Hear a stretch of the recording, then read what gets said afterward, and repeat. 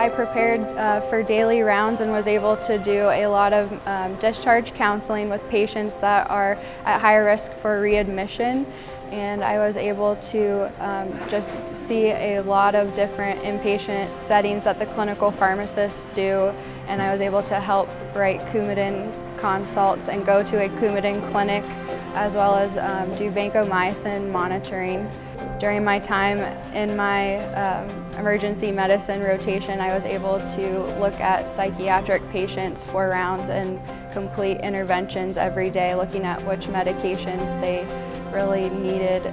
During my rotations at Riverside Methodist Hospital, our preceptors had us do presentations, topic discussions, and that really helps solidify what you know. During my rotations, I accomplished everything I could hope for out of my experiences, specifically rounding inpatient with residents, both medical, pharmacy, different attending physicians and the pharmacist, going out in the community, volunteering with different hub sites, with different rotations, and really getting an overall feel for the practice of pharmacy and where we're headed. During my rotations, activities I've been able to accomplish is definitely a lot of drug information questions. You know, physicians sometimes will point out a question of pharmacy, you know, kind of research that, get back to him, and then do a little lesson for the med residents, kind of helpful for the students as from a pharmacy standpoint and the med residents.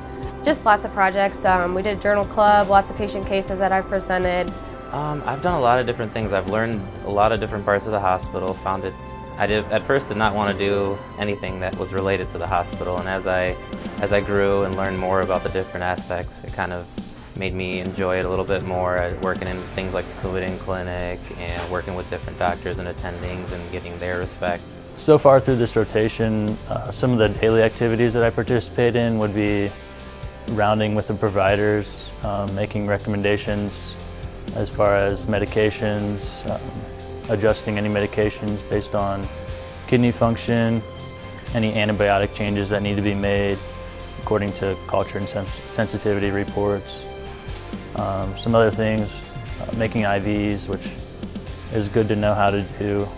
Got to spend a few days in the inpatient pharmacy to see that aspect of things, and then rounding with the physicians daily as far as the hospitalist as well as the infectious disease doctor.